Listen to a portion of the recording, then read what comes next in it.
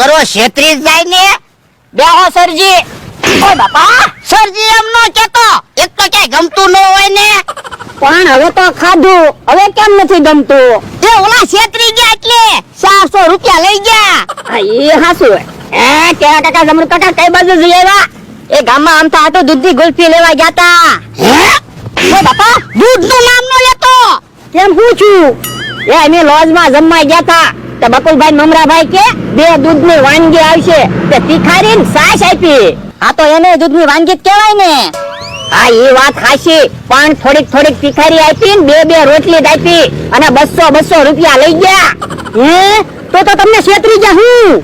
હાલ ને આપણે વાતો નથી કરવી, આમ તો વાતે બેઠા હોય છે. એ હારું હાલ. અરે દાદા મને એક વિચાર આવ્યો.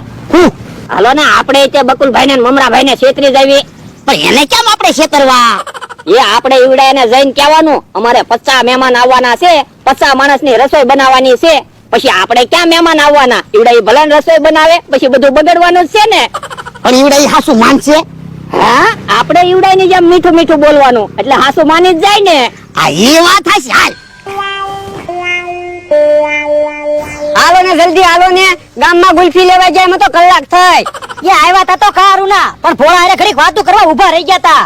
હાલે ગુલ્ફી ખા. એ હારું. હે તમે ગુલ્ફી લેવા કે દૂધ લેવા?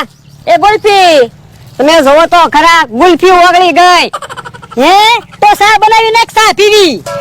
લ્યો બોલો, તમે ગામમાં ગુલ્ફી ખાઈને આવ્યા, હજી અહીંયા સા પીવી?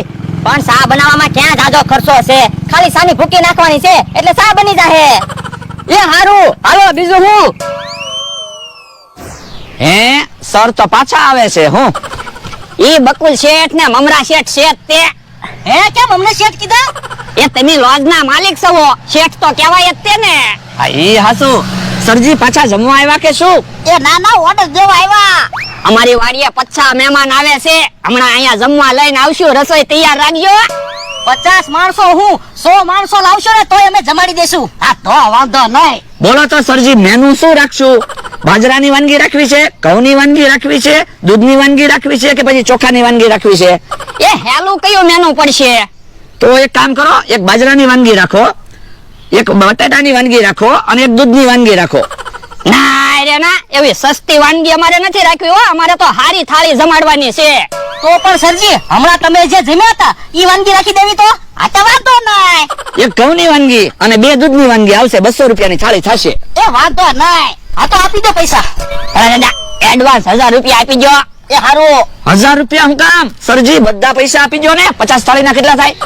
10,000 રૂપિયા થાય. 10,000 આપી દો. પણ 1000 રૂપિયા અત્યારે રાખો, મહેમાનને જમવા લાવી, બીજા પૈસા પછી આપી દઈશ. કોઈ વાંધો નહીં. હાલ લા ટાઈમે જમવા આવી જાજો. હાલો તો હમણાં 50 માણસો જમવા આવે છે, તૈયારી કરવી. હા તૈયારી તો કરવી જ પડશે ને. બોલા દાદા બકુલભાઈ ને મમરાભાઈ ને ક્યાંય હરખ નહીં માતો હોય, એને એમ કે હમણાં 50 માણસો જમવા આવશે, પણ આપણે 1000 રૂપિયા નહોતા આપવાના. પણ ઈવડા એને પૈસા આપી તો તેને વાત હાચી લાગે ને, નકર તો એને ખોટી વાત લાગે.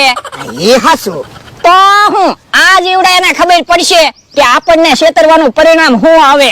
તો હું રોજ આપણને છેતરીને પૈસા લઈ જાય. આજ તો ઈવડા એને 9000 ની ખોટ આવશે. હા હે આમ તો સા બનાવીને આવ્યો. હાલો સા બની ગઈ, સા પી લેવી. એ હારું.